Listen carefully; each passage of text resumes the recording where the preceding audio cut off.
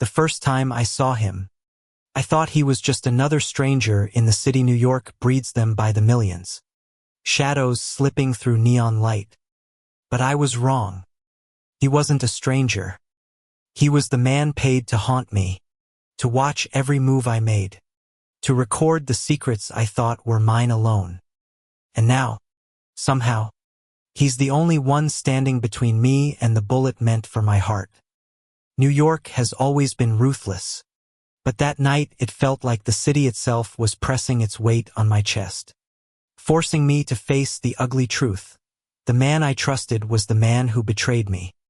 His name is Ryan Hale. NYPD Undercover. Badge buried deep enough that even I couldn't see it until it was too late. And me? I'm Ethan Morgan, 27. An investigative journalist with more stubbornness than sense. Someone who never learned when to stop digging. The irony. I was writing about corruption in the police force while one of their own was stationed at my side, pretending to be a chance acquaintance who liked late-night coffee and conversations about poetry. He knew exactly how to disarm me, not with weapons, but with laughter, stolen glances, the way his hand would brush against mine like it meant nothing when it meant everything. I should have known better. But how do you guard yourself against someone who feels like home in a city built of knives? The first time Ryan spoke to me, it was a storm. Literally. Rain beating down like the city was trying to wash itself clean. I was at a diner off Lexington, the kind of place that pretends time hasn't moved since 1974. My notebook was spread open, scribbles of half-finished sentences soaking under coffee stains. Journalists don't usually drink decaf, he said, sliding into the booth across from me without asking. I looked up, already annoyed, but his smile, God, that smile hit me like a punch.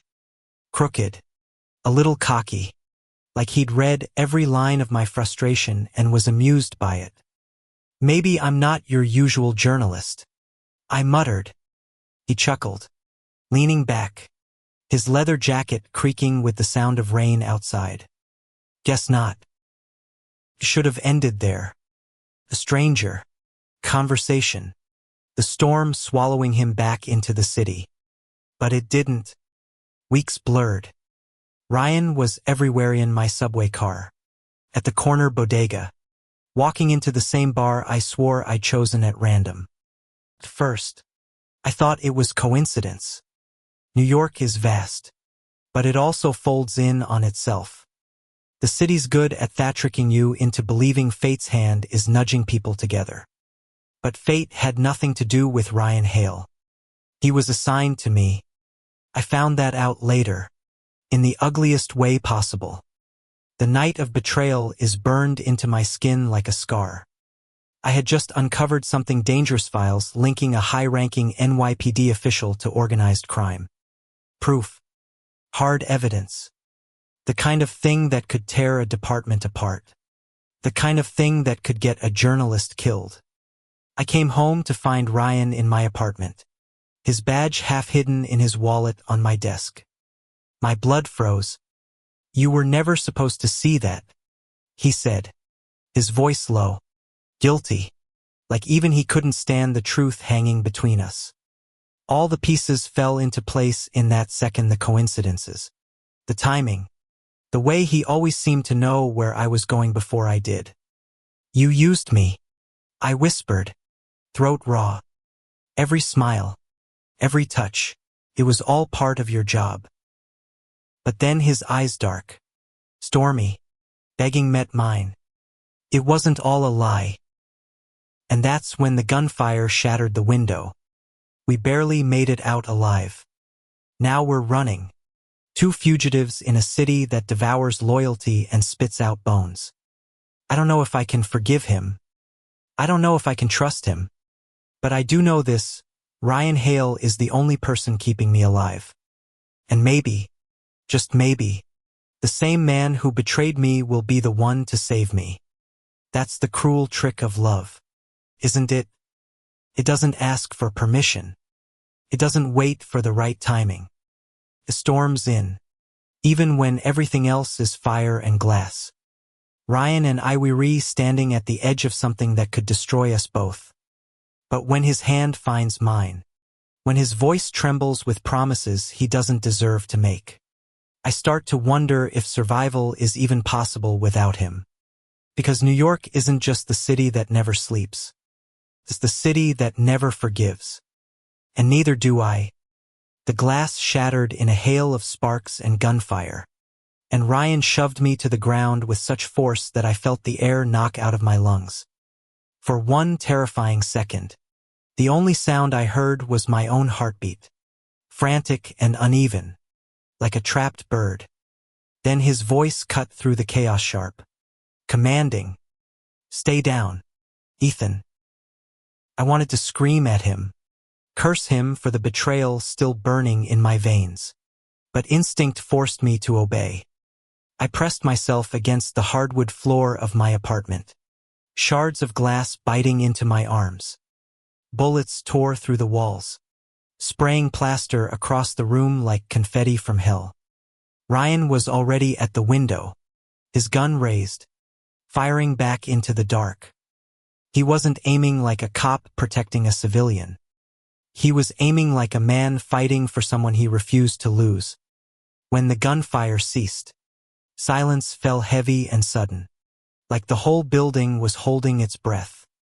Ryan turned, his chest heaving, sweat slicking his temples. His eyes landed on me. "Ethan," he said softly, but his voice cracked. I wanted to hate him. I wanted to tell him to get the hell out, that I never wanted to see his face again. But when he reached for me, hand trembling, I didn't pull away. We didn't speak for the first 2 blocks. He half-dragged me through the back stairwell, down into the rain-slicked alley where shadows seemed to follow us like dogs on a scent. My legs felt like lead, my lungs burning, but Ryan never loosened his grip. "Where are we going?" I finally demanded, my voice hoarse. "Someplace safe." "Safe? With you?" I laughed, bitter and sharp. "That's a good one." He flinched, but didn't stop walking. "Ethan, I didn't choose this. You have to believe me." I yanked my arm free, standing under the flickering light of a street lamp. "Believe you? You lied to me every single day. You made me think my throat closed. The words I couldn't say hung in the rain-soaked air between us. You made me think you cared. You made me think I mattered." Ryan's face was carved in shadow, but his voice carried a weight that cracked something in me. "I did care. I do. More than I should." I shook my head, tears hot against the cold rain. "You don't get to say that." Before he could respond, a black SUV turned onto the street, headlights slicing through the storm. Ryan swore, grabbing my hand again, this time with no room for argument. "Run." We sprinted, puddles exploding under our feet. My lungs screamed for air, my chest aching, but fear pushed me forward. The sound of tires screeching and doors slamming echoed behind us. Ryan fired once, twice, the bullets ricocheting off steel. An alley opened to our right, and he shoved me inside. We crashed against a chain-link fence, breathless, soaked, hearts pounding in unison. The SUV sped past, its headlights sweeping across brick walls before disappearing into the rain. Ryan leaned against the fence, chest heaving, his hand still locked on mine. He didn't let go.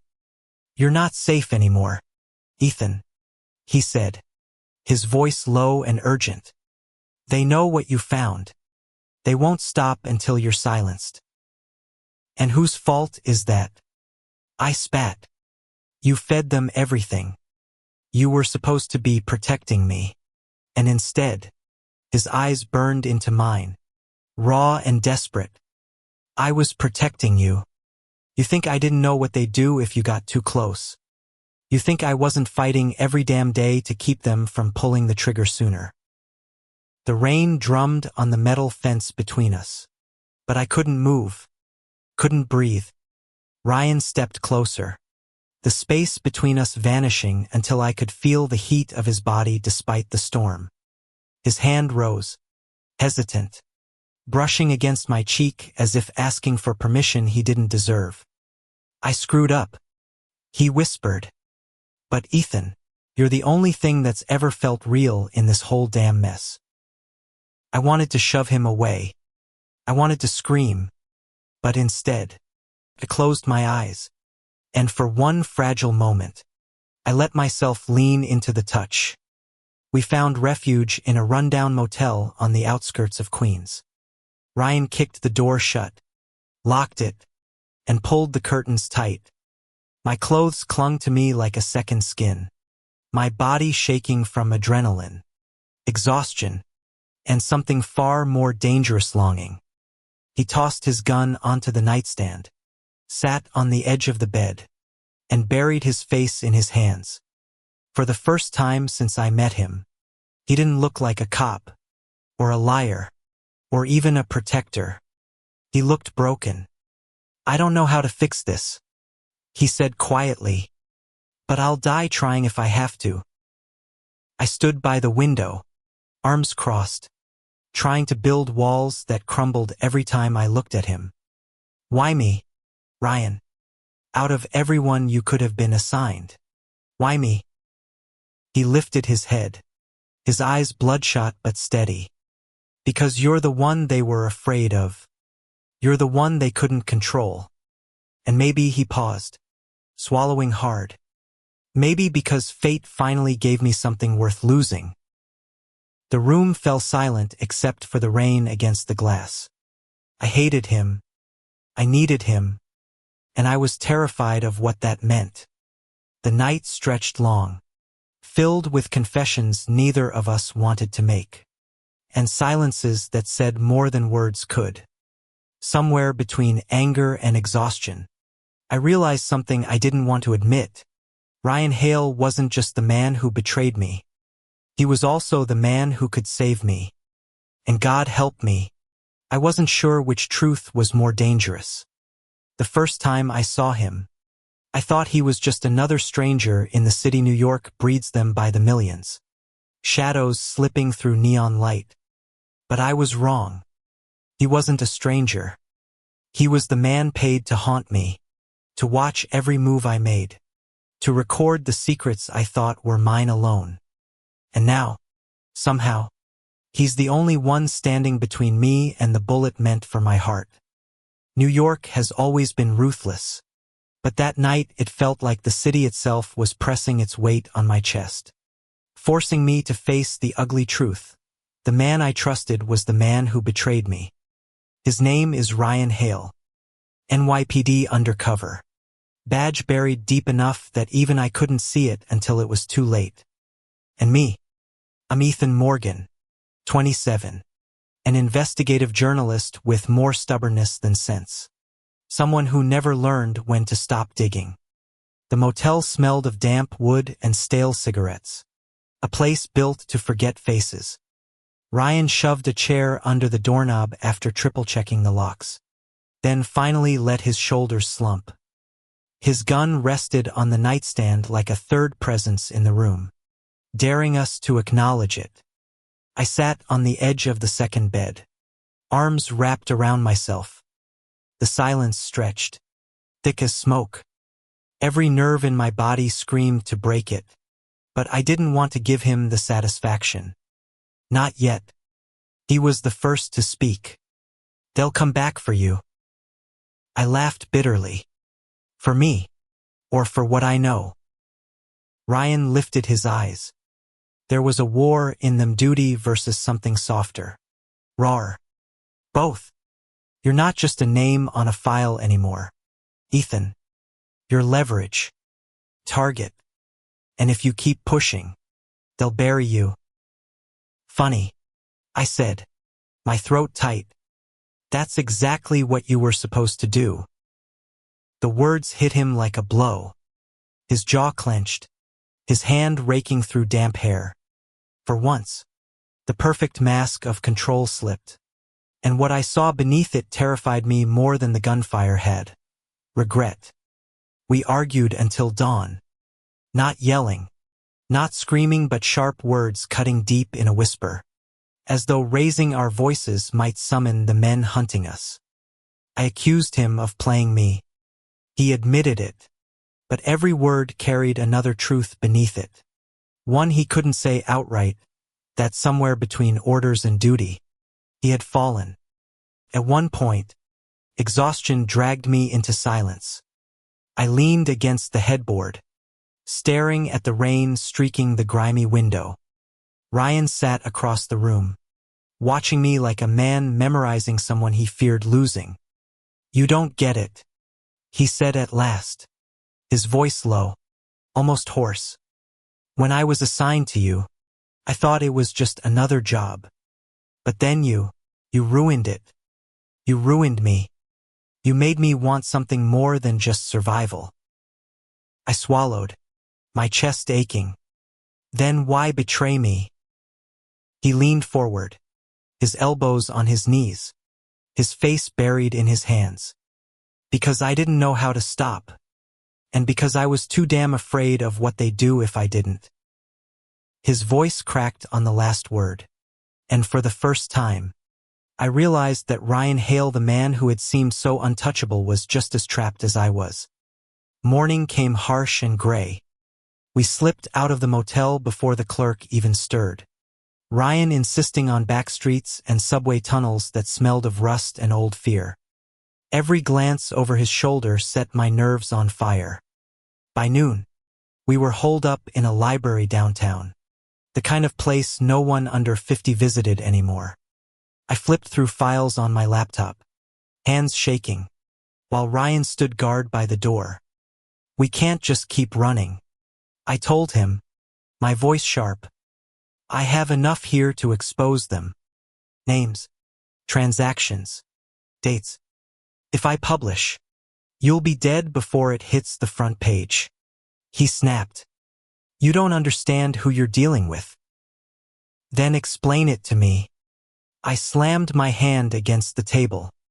Heads turned from across the room, but I didn't care. "Stop treating me like some fragile witness. This is my story, Ryan. My life."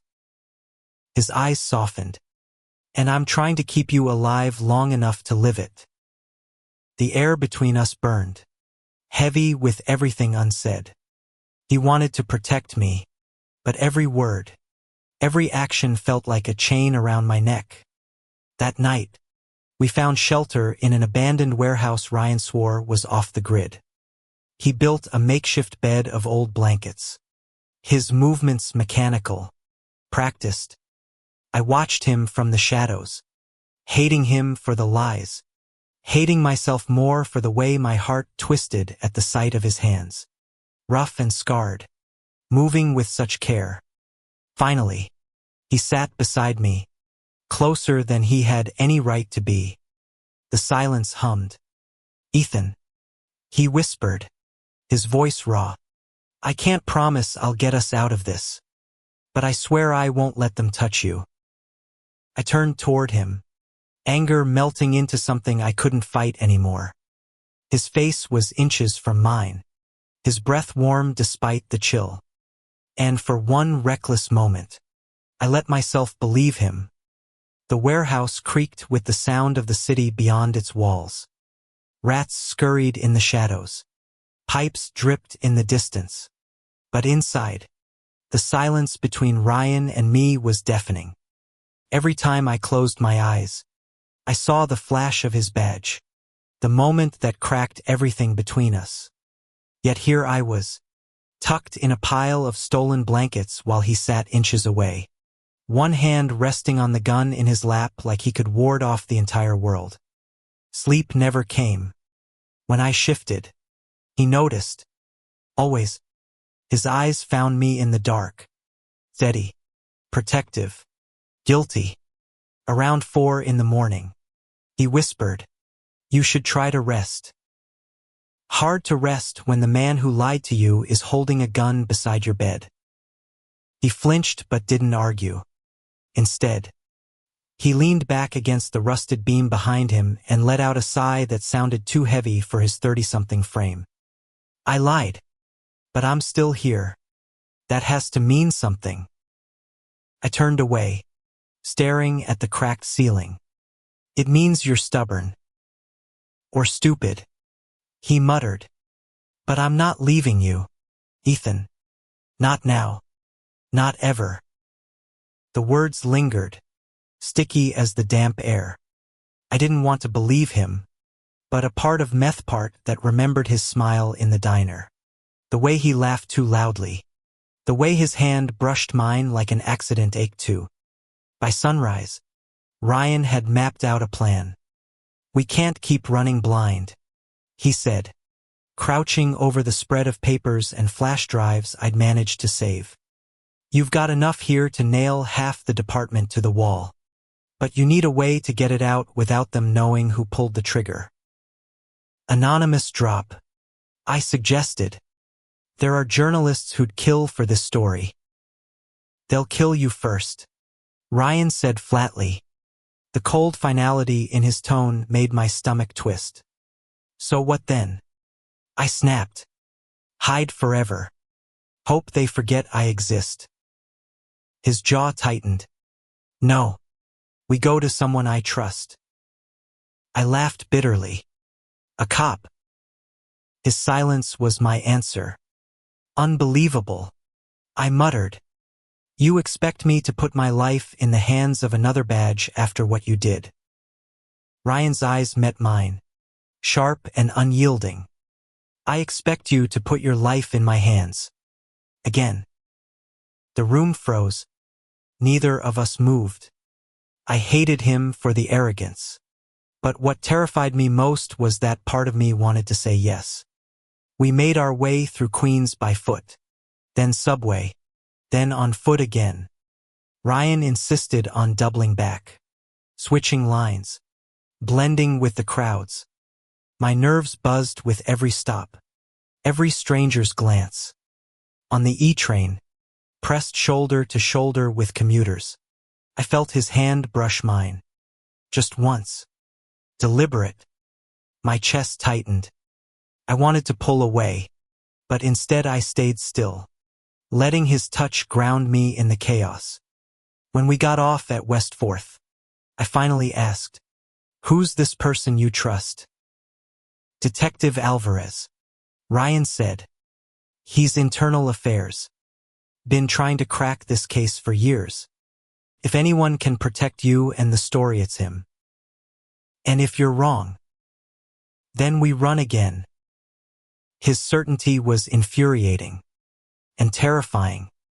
We met Alvarez in a church basement in Greenwich Village. The place smelled of wax and old stone, lit only by the flicker of candles left from last night's vigil.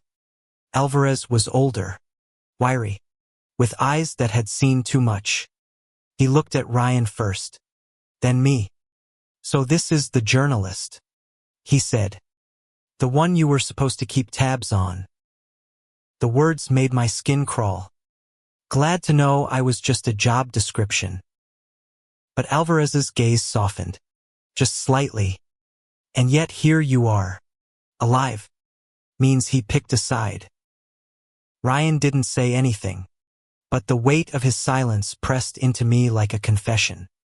We handed Alvarez a fraction of the files. He scanned them quickly, his brow furrowing deeper with every page. "This is big," he muttered. "Too big to trust anyone else. I'll need time to set up a safe line." But his sentence died under the echo of footsteps. Ryan's gun was in his hand before I even realized the danger. "They found us." Chaos erupted. The back door slammed open, shadows spilling into the room. Men with guns. Not cops, mercenaries. Hired muscle. Ryan shoved me behind a stone pillar. Alvarez drew his weapon too, moving with the precision of someone who'd lived in danger his whole life. Gunfire exploded, deafening in the confined space. Candles toppled, wax spilling across the floor.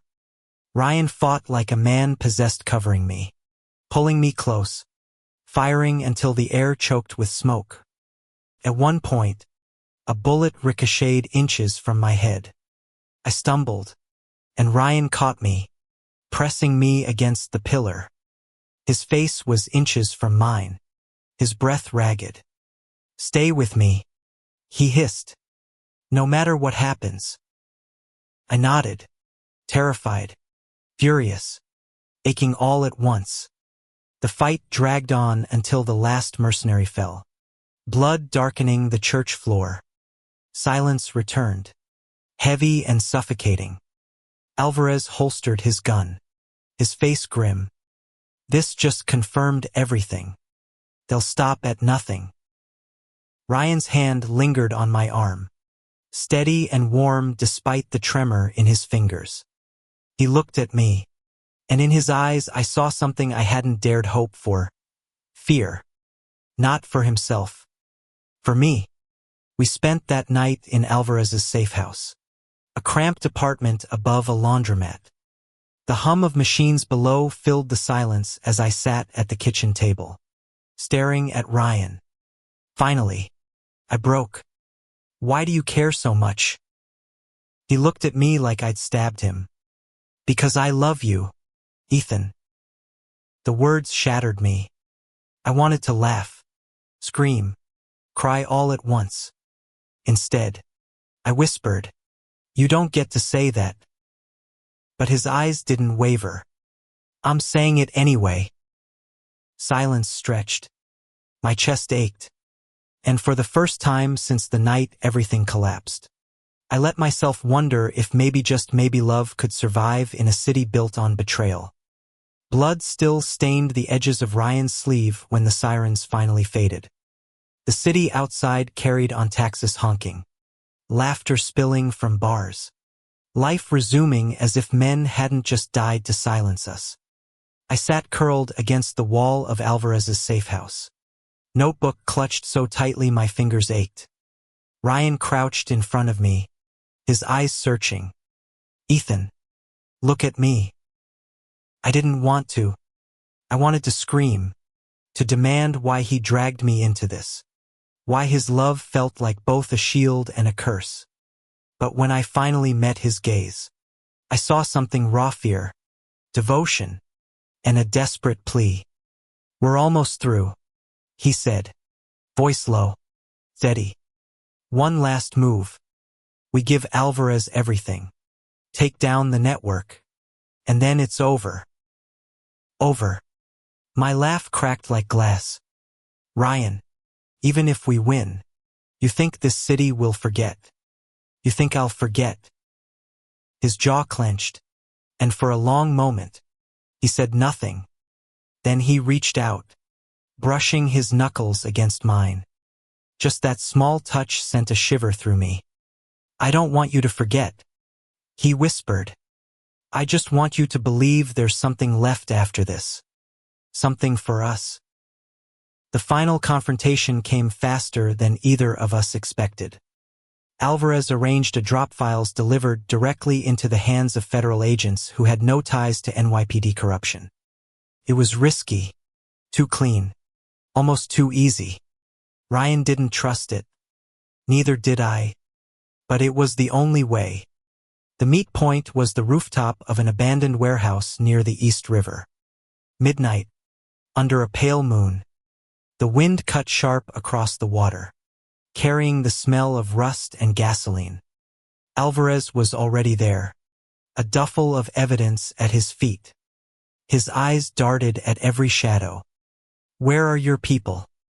Ryan demanded. "On their way," Alvarez muttered.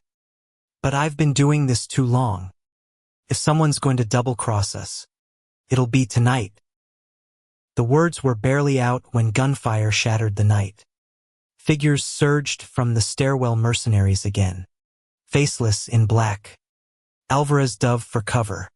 Ryan's arm hooked around my waist, dragging me behind an air vent. Bullets sang across metal. Sparks flew. My heart hammered so violently I thought it might crack my ribs. Ryan fired back, his jaw tight, his body curved instinctively to shield mine.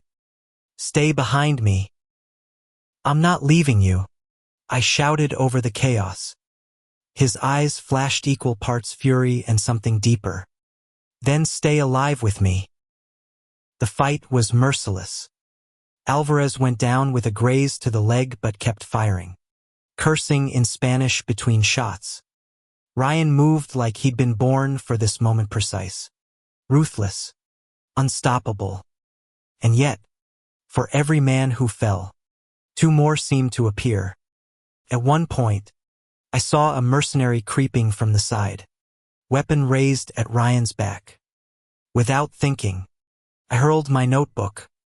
It smacked against his face, just enough for Ryan to turn and fire.